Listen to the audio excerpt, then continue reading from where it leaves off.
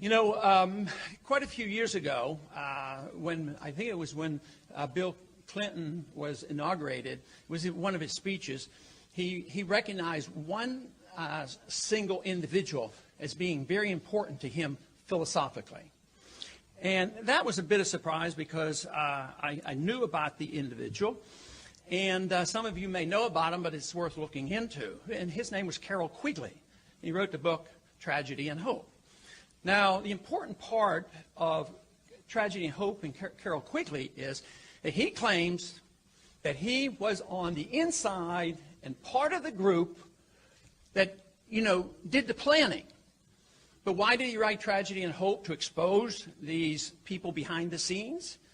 Because he believed they were far enough advanced, it didn't have to be secret, they could be out in the open, and this is the way it works. It's a tragedy if you don't accept this, and there's hope if you know who runs the show.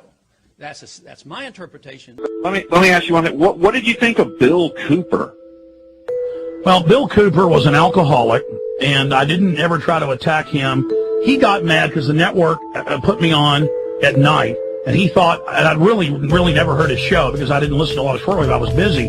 But I'd seen his book. It was all about flying saucers, so I didn't finish it. Somebody had given it to me in Access TV like in '96.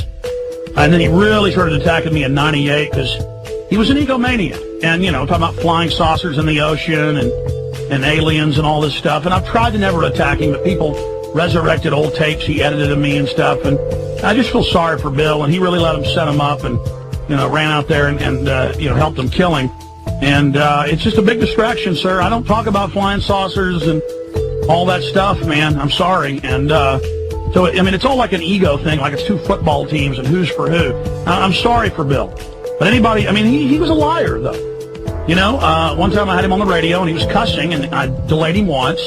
Then I said, please don't cuss again. I delayed him again, and I said, okay, thank you. Bye-bye.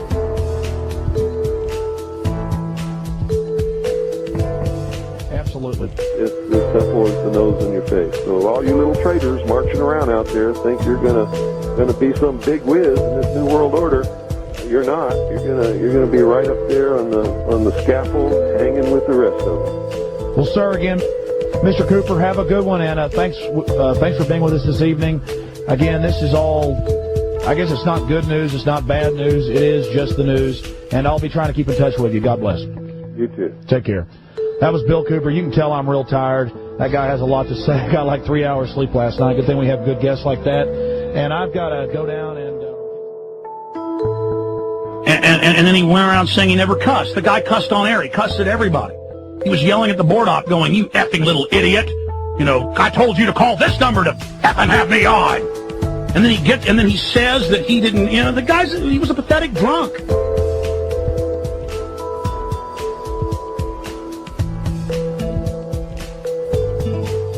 Talk to me. All right, we'll have a little discussion. You're a punk. All right. You little coward, you piece of crap. Hey, coward, I'm going to be in New York. You hear me, punk? Hey, Alex. Alex, it's all right, man. You can calm down, dude. No, it's fuck okay. you. Fuck you.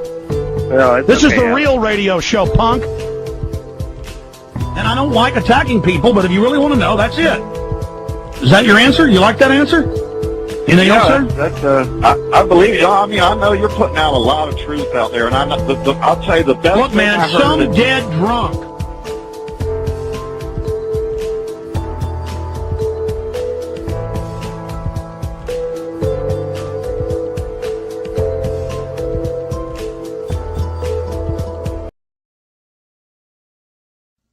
Let's go to Andrew, who disagrees. Then we're going to Lance, Forrest, and many others.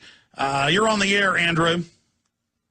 Hey, Alex. I've been a long-time listener. Over the past year, I've really become disgusted with a lot of the things you say and do. I made a list of things, actually, if you'll give me just 1 minute to go through it. I know you like to cut people off and not let them finish. Well, no, I will cut you. Hold on a minute. I will cut you off if something you say I said isn't true or is spun, and I will counter each of your points. But if you actually answer my questions, I'll keep you on. Go ahead. Okay, let's start with this. I take real issue with the fact that you say you predicted 9/11. It's clear to anyone who can go and look for themselves that Bill Cooper predicted 9/11 1 month before you did. You want to respond, or do you want me to just? Yeah, no. I mean, I'll respond to that.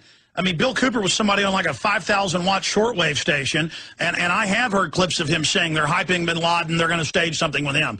I specifically said blow up the World Trade Center towers because I knew the feds had bombed it before. So the point is, I didn't hear him say that. I saw the media coming out and saying Al-Qaeda is going to attack you, give up all of your rights when this happens. I read, sir, a year before 9/11, 2 years before 9/11, all I talked about was government-sponsored terror because it was obvious. I saw the Rand Corporation say about a year before 9/11 that there's going to be terror attacks and we're going to take the American people's rights. Then they had the dark winter drill about 8 months before 9/11, practicing martial law. I mean, this is what Patriot Radio covers. So, of course, other people could see the clear programming. Okay, now let's go to your next point. Go ahead.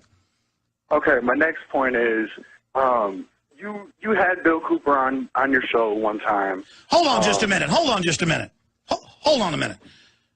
This is all about patriot mythology, infighting stuff. That's not what I do on my broadcast. Okay, and I know what you're going to say. You're going to say you had Bill Cooper on, and you said that you let him go because he was cussing, and then people go listen to the radio interview and they don't hear cussing, and I appreciate your call. Have a good day. I'm not going to sit here and talk about some dead guy on my show, okay, who talked about flying submarines and flying saucers, and I've got his book, which I hadn't read till just a few years ago. I mean, I remember somebody gave it to me about 12, 14 years ago, and I just looked at it, and as soon as I only read part of it, as soon as it said that he'd seen video that space aliens shot, I mean, this is in there. And every time I mention this, people say, I'm making this up. No, he said video that aliens shot of Jesus being crucified. Okay, I'm not a UFO guy. He's a UFO guy. And people try to create this fake thing like there's some issue with me and him, okay? All right? I mean, literally, he put out an email saying the IRS is surrounding me. I need your help. I called him and said, I'd like to have you on. And he said, you're that, bleeping such and such. You know how smart I am. And I thought, man, the guy was well known for constantly cussing on the air everywhere. And I got him on, and we had 15-second delay. That was on 98.9 FM at the time, talk radio. And I was on there. I can't believe we're talking about this. They're putting poison in the water. They're trying to start war with Iran. And I say, if you disagree, one guy calls in and says he's for world government, and I'm bad because I'm not for it. Another guy's for anchor babies and tries to imply I'm unchristian because I don't want to give free health care to all the illegal aliens and make them citizens when they have the babies here. And then you call in because I don't cover people that supposedly videotaped Jesus being crucified. I mean, he said it was a hologram of aliens filming it. That's the wrong show, sir. It's the wrong show. I'd probably heard Bill 2 or 3 times. People send me cassette tapes talking about space aliens. I don't cover space aliens. I didn't even cover space aliens last week whenever Churchill, in fact, put it up on screen. Now they've released all these memos where he was saying society will collapse, the aliens are real, what are we going to do? I guess I've got to start covering it. I mean, maybe he did see a hologram of aliens filming Jesus. I mean, I don't know. Wrong show. Wrong show. I mean, maybe I'm wrong. Maybe it's normal to say he saw flying submarines, okay? Yeah, Churchill ordered UFO. Let's talk to Jim. Jim, where are you calling us from today, my friend? New Jersey. Welcome. Hey, thanks. I got a couple questions. Did you ever read Adventures in Legal Land by Mark Stevens?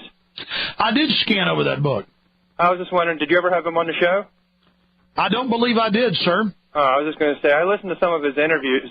His information, it's very powerful, and, he has some great solutions. I don't know. The more I think about it, I may have had him on years ago. I don't remember. Oh, okay. But I'm opening a bookstore, so I might carry his book sometime. Oh, good. A lot of people on the David Icke forum are saying there's a relationship between GCN and ABC and Disney. Is that true? No, that's totally false, sir. Did you ever interview the John Gray family and sell the video to 2020? Nope, none of that's true. I appreciate your call. Thank you for the call. Look, sir, you got your plug, and then you got to sit there and spew your propaganda. I'm not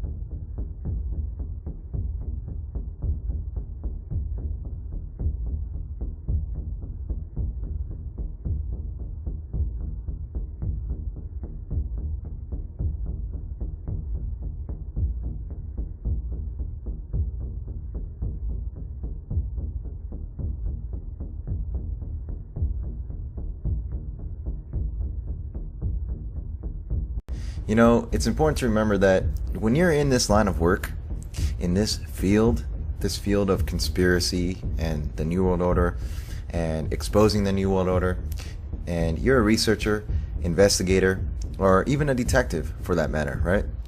The word coincidence should not even be in your vocabulary.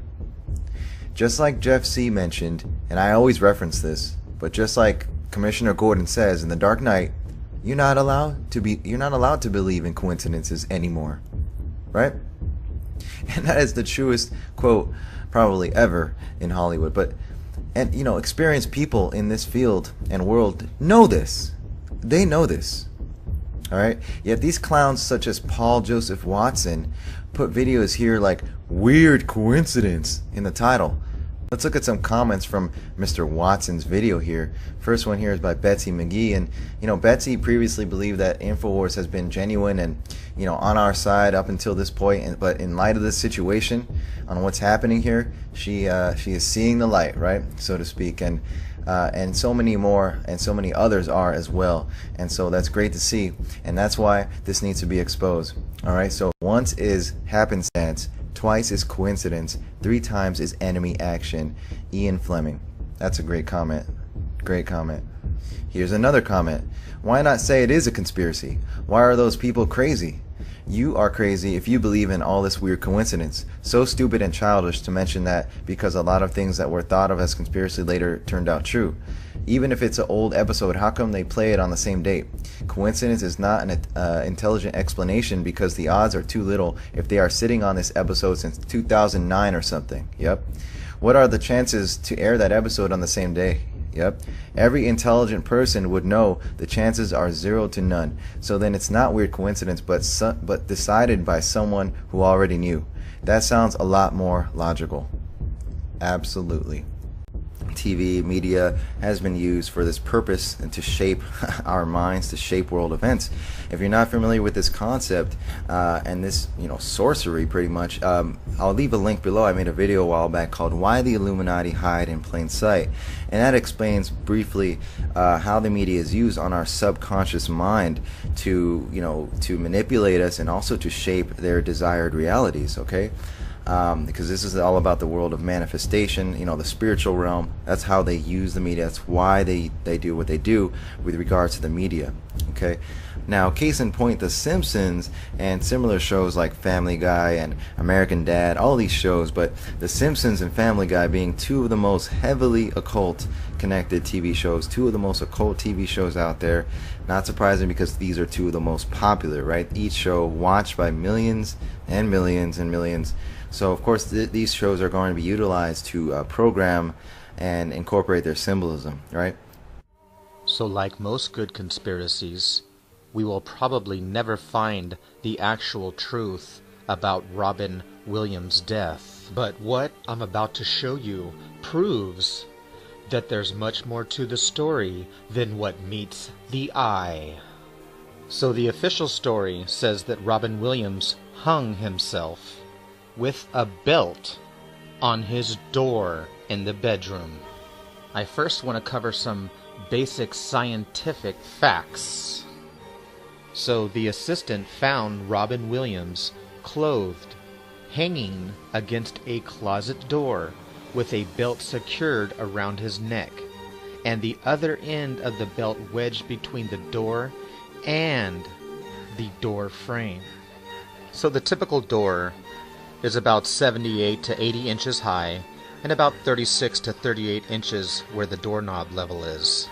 And keep in mind that Robin Williams stands 5 feet 7 inches tall.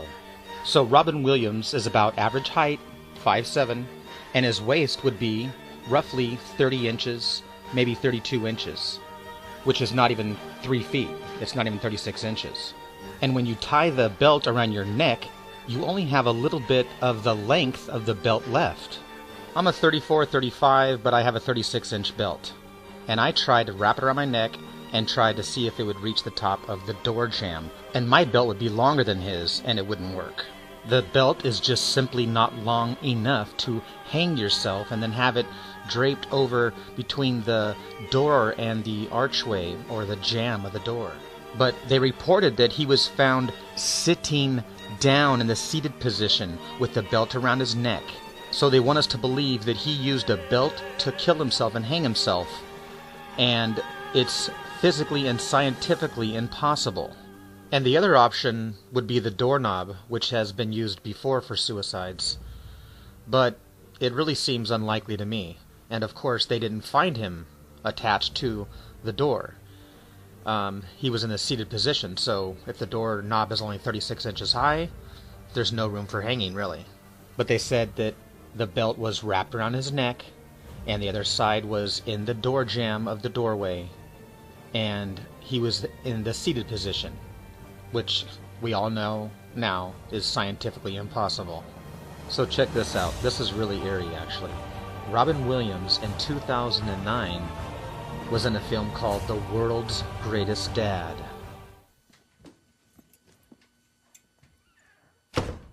I'm back. Hey, Carla. Oh, Carla.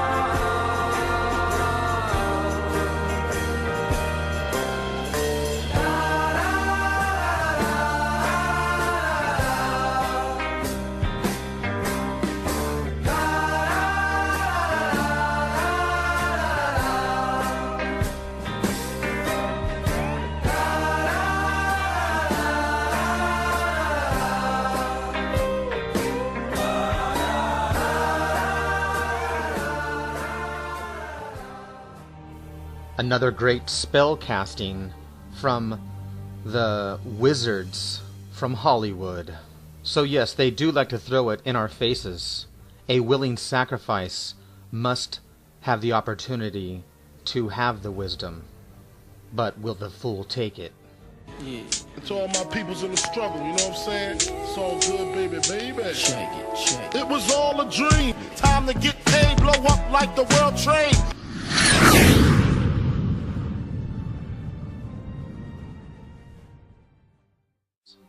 Now we're going to watch it again, but catch this.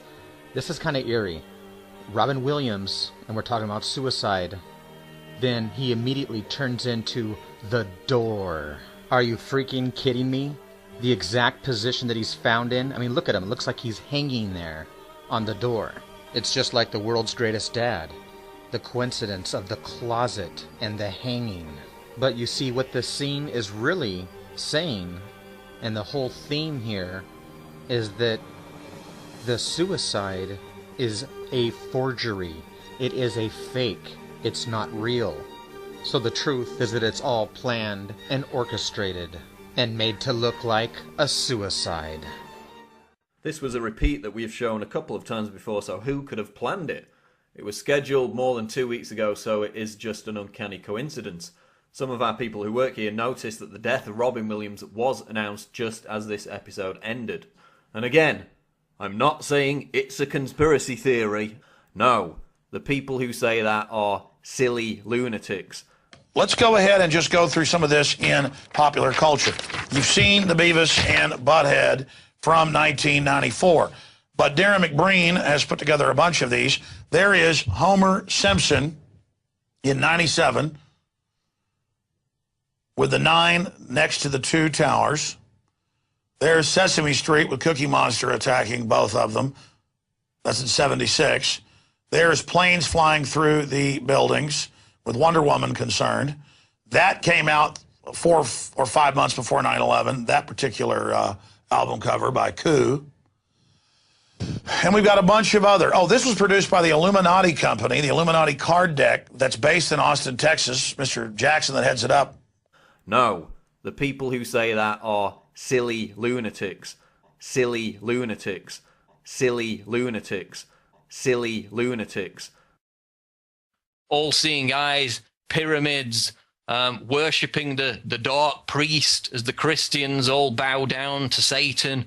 He's going to bring us world peace. So all in all, truly, truly bizarre and perfectly illustrative of how the modern day Babylon system is the corporate entertainment system itself. And another outstanding reason why you should avoid it at all costs. No, the people who say that are silly lunatics. This guy is such a hypocrite that he first laughs at the conspiracy theorists, and then he becomes one. Madonna was going to be performing the Super Bowl halftime ritual. I immediately suspected it was going to be filled with Illuminati symbolism, so halftime ritual. I immediately suspected it was going to be filled with Illuminati symbolism, so I set my DVR. Of course, the Illuminati loves ancient Egypt. Then, not only is Madonna dancing around the stage with her Baphomet satanic horns headgear, and she's standing in the middle of a sun symbol with a cross. So now this wannabe is a conspiracy theorist. So it's okay to get clues from halftime performances, but not from cartoons? Conspiracy crossword puzzle playing kooks see this as a secret clue that the Illuminati encoded. They actually believe that the Illuminati somehow was able to get a hold of the producers of... So Mark, you're saying that the Illuminati cannot get a hold of Family Guy producers, and it's ridiculous, but they can get a hold of football producers, and that makes perfect sense.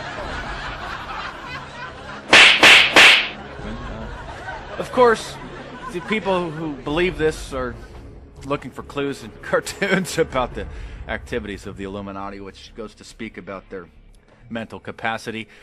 Well, I guess now we know your mental capacity.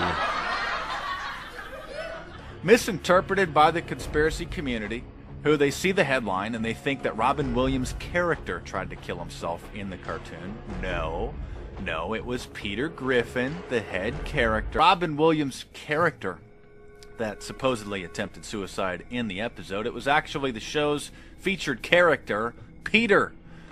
But of course, they hear the two words together and they just link it up. And they just link it up? How about you try adding it up, which is suicide plus Robin Williams. So is this making it up, Mark? Is this linking things that aren't related? The suicide gun, which equals Robin Williams? And to top it off, in the Family Guy, they show the cut wrists. And of course, Robin Williams was also reported to have the cut wrists.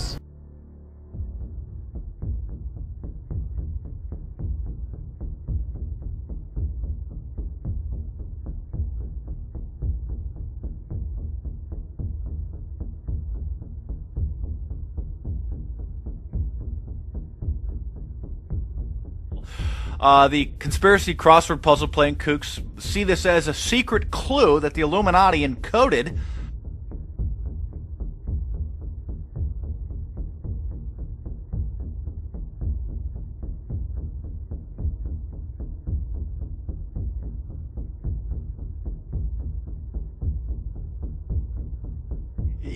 Then you have InfoWars, the biggest conspiracy crackpot Kool-Aid factory over there, put out this article that said that the Sandy Hook father he said, "Do you want me to read the card?"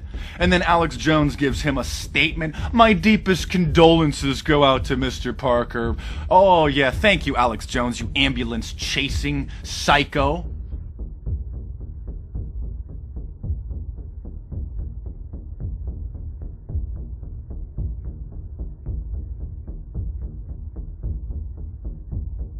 They're adopting it as an archetype or as an image, where almost every Super Bowl or almost every Grammy or Emmy, there's big pyramids, women as witches, fire shooting out, ritualized sex magic. Why is the elite showing this now? Why are they pushing this now? Why are they promoting this now? Well, it's because they're trying to bring their great work in. I remember on the year 2000, they were going to cap the pyramid at Giza, and then they said this elite group on PBS, they reported, had decided the great work was not done yet and they weren't going to cap it. Well, what is that great work? Mark Dice has written a whole bunch of best-selling books on it. He's got a new book coming out. He's done a lot of research on the Illuminati. They're just flaunting this. Oh, you people think there's an Illuminati. Well, we want to join it. So it exists, but it doesn't exist, and we're discredited, and Weird Al Yankovic comes out and makes fun of us as it's all in our face. This is an attempt, I think, to roll out the next level of this. Mark Dice of MarkDice.com. Thanks for coming on with us. Oh, yeah. Thank you, Alex Jones, you ambulance-chasing psycho. The conspiracy crossword puzzle playing kooks see this as a secret clue that the Illuminati encoded. And again, I'm not saying it's a conspiracy theory. No, the people who say that are silly lunatics. Silly lunatics.